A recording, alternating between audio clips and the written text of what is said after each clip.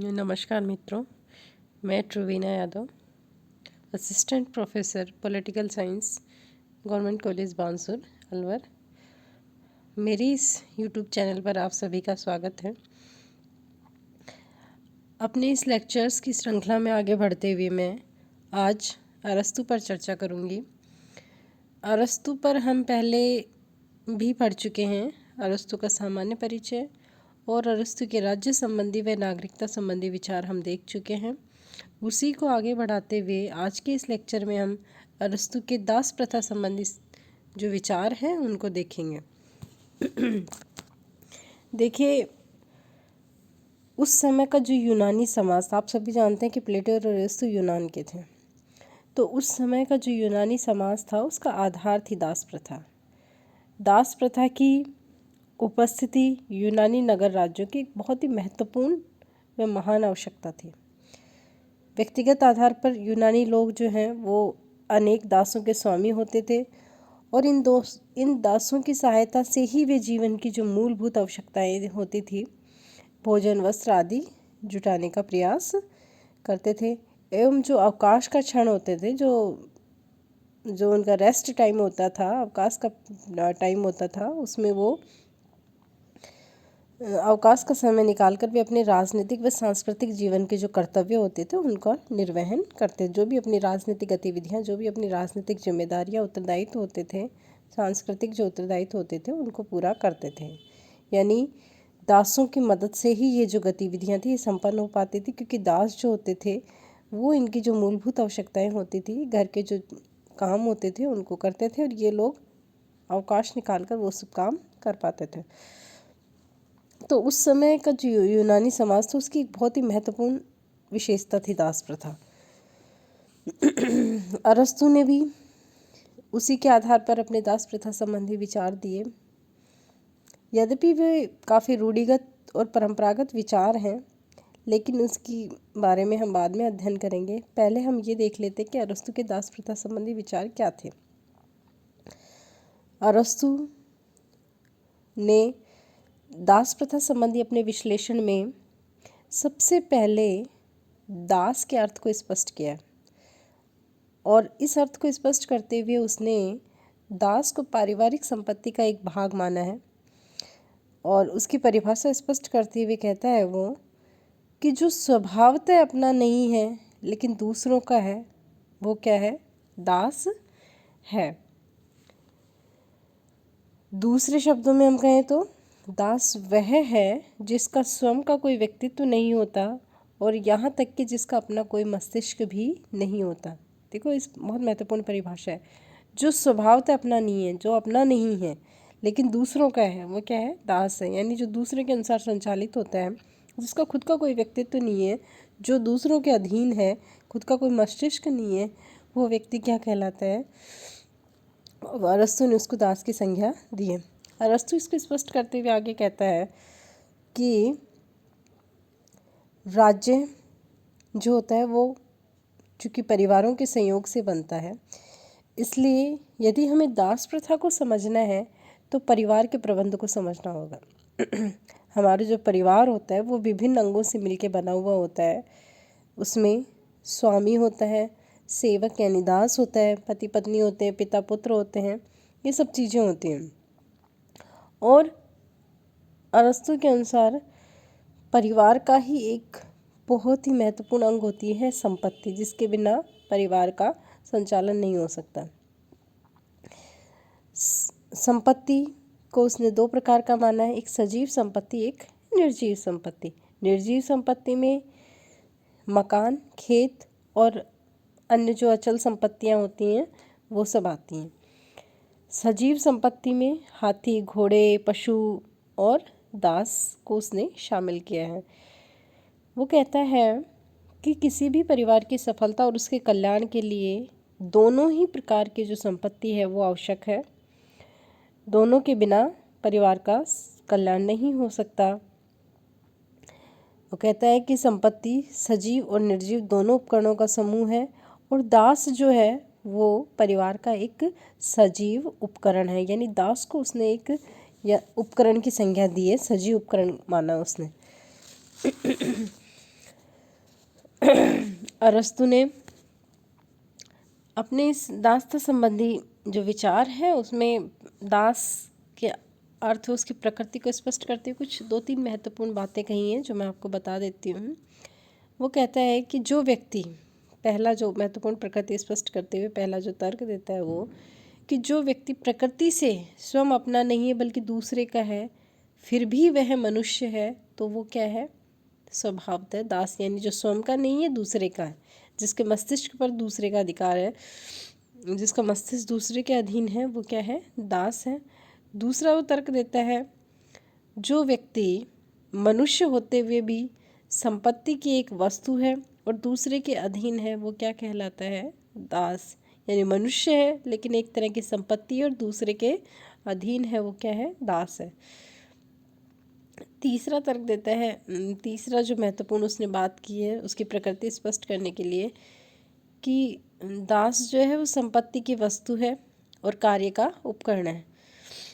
संपत्ति के स्वामी से उसे पृथक किया जा, संपत्ति उपकरण है जिसे संपत्ति के स्वामी से पृथक किया जा सकता है, वो क्या है? दास है। अरस्तु लिखता है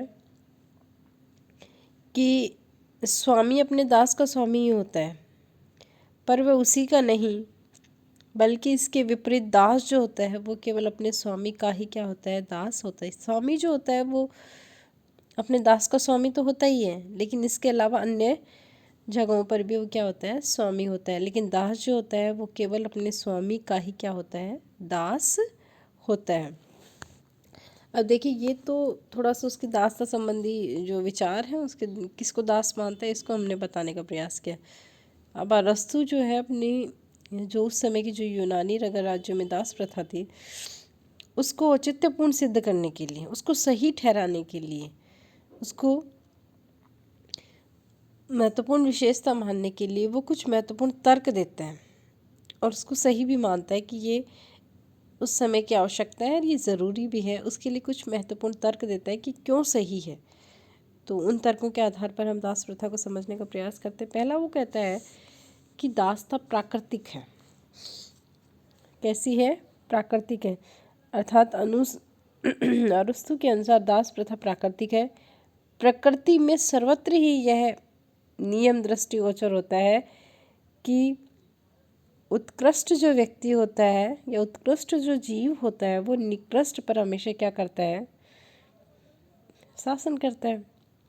आपको पता है, जो शक्तिशाली होगा, जो उत्कृष्ट होगा, वो सदैव ही निकृष्ट पर हमेशा क्या करेगा? अपना अधिकार जमाएगा, अपना शासन करेगा। और विषमता जो है वो प्रकृति का नियम है। वो कहता है कि मनुष्यों में स्वाभाविक और प्राकृतिक रूप से असमानता होती है। आपको पता है ईश्वर ने सबको अलग अलग बनाया है, हर एक की अपनी गुण विशेषताएं हैं। कोई शारीरिक दृष्टि से श्रेष्ठ है, कोई मानसिक दृष्टि से श्रेष्ठ है, किसी में कुछ गुण है, किसी में कुछ, हर एक में अपनी असमानता है। और जो शक्तिशाली है शारीरिक मानसिक दोनों तरीके से, जो उत्कृष्ट है वो सदैव ही क्या करेगा? निकृष्ट पर शासन करेगा। इसलिए वो कहता है कि जो बुद्धि, योग्यता, क्षमता और गुण से श्रेष्ठ होगा वो स्वामी बनेगा, और जो इन गुणों में निकृष्ट होगा उसको क्या होगा? वो सदैव ही क्या करेगा? दास बनेगा। यानी जिसमें बौद्धिक बल की अधिकता होगी वो स्वामी बनेगा, जिसमें शारीरिक बल की अधिकता होगी वो क्या बनेगा? दास बनेगा। वो कहता है, अरस्तु एक महत्वपूर्ण कथन है कि प्रकृति स्वतंत्र पुरुष और दास के शरीरों में भेद करती है। दास के शरीर को सेवा भाव के लिए बलवान बनाती है तथा स्वतंत्र पुरुष या स्वामी के शरीर को सीधा तथा सरल बनाती है। यानी प्रकृति खुद ही भेद करती है। जो स्वामी बनने लायक है उसको मानसिक रूप से मजबूत बनाएगी, शारीरिक रूप से उतना नहीं। और जो दास बनने लायक है वो शारीरिक रूप से बलवान होगा, लेकिन उसमें बुद्धि और योग्यता और क्षमताएं व गुण नहीं होंगे। दूसरा जो महत्वपूर्ण तर्क देता है इसको औचित्यपूर्ण सिद्ध करने के लिए, वो कहता है कि दासता जो है वो दोनों ही पक्षों के लिए लाभकारी है।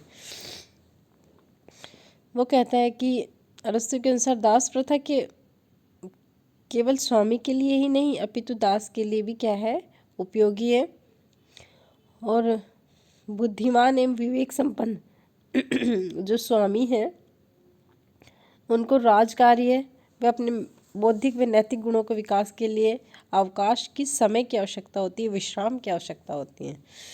और यह अवकाश उन्हें तभी मिल सकता है जब दास उनकी आर्थिक आवश्यकताओं की पूर्ति हेतु श्रम करे।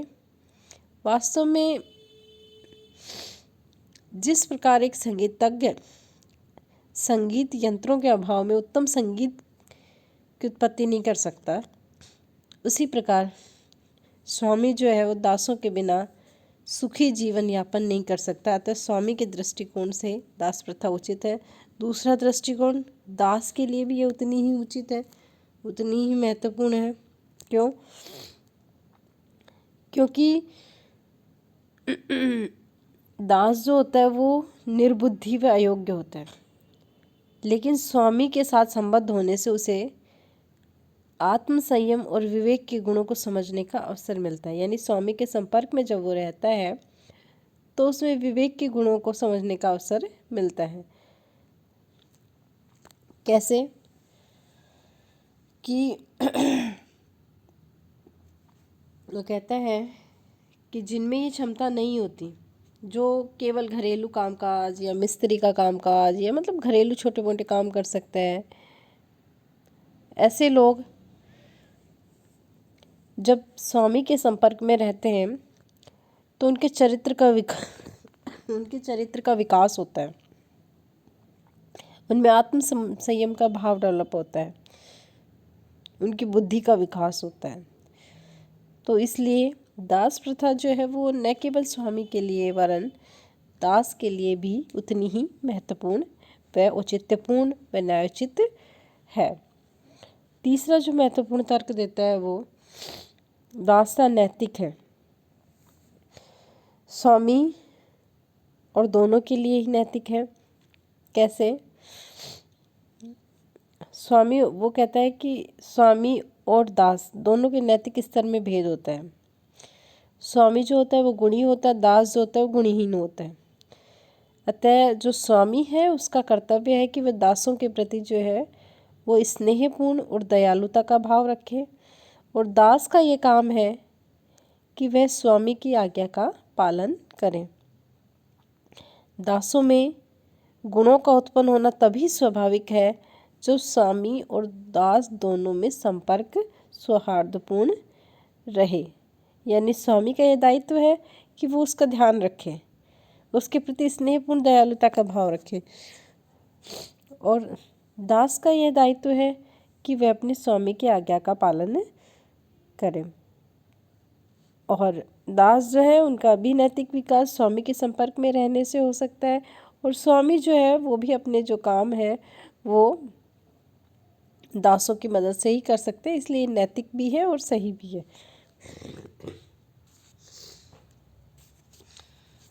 आगे अरस्तु दासता के दो प्रकार मानता है। पहला स्वाभाविक दासता और दूसरा वैधानिक दासता। स्वाभाविक दासता का मतलब है कि कुछ व्यक्ति जो होते हैं वो जन्म से ही मंदबुद्धि, अकुशल, अयोग्य होते हैं, वे स्वाभाविक दास होते हैं। यानी कुछ मनुष्य स्वभाव से ही दास पैदा होते हैं, इसको कहते हैं स्वाभाविक दास। दूसरा वैधानिक दास था। वैधानिक दास कौन होते हैं? युद्ध में किसी अन्य राज्य को पराजित कर दिया और वहाँ के जो बंदी बनाकर लाए जाते हैं उनको भी क्या बनाया जाता है? दास बनाया जाता है, और उन्हें क्या कहा जाता है? वैधानिक दास की संज्ञा दी जाती है। परंतु यूनानी निवासी जो हैं, देखिए अरस्तु की बात, परंतु यूनानी निवासी जो है वो युद्ध में पराजित होने के बाद भी दास नहीं बनाए जा सकते, क्योंकि प्रकृति की ओर से वो दासत्व के लिए नहीं स्वामित्व के लिए बने हैं। यानी यूनानी लोगों को उसने श्रेष्ठ माना है कि वो अगर युद्ध में पराजित भी हो जाए तो भी वो दास नहीं बन सकते, क्योंकि प्रकृति ने ही उनमें स्वामित्व का गुण पैदा किया है, दासत्व का नहीं।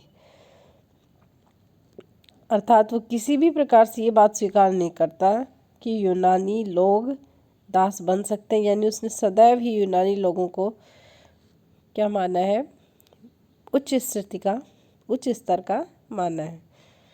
अब जो अरस्तु के दास प्रथा संबंधी जो सिद्धांत है ये हमने समझ लिया, दासता के उसके विचार समझ लिए, दास किसे कहते हैं उसके संबंध में उसने क्या तर्क दिया है ये भी हमने देख लिया और प्रकार भी देख लिया। अब हम देखते हैं अरस्तु के दास प्रथा संबंधी विचारों की आलोचना।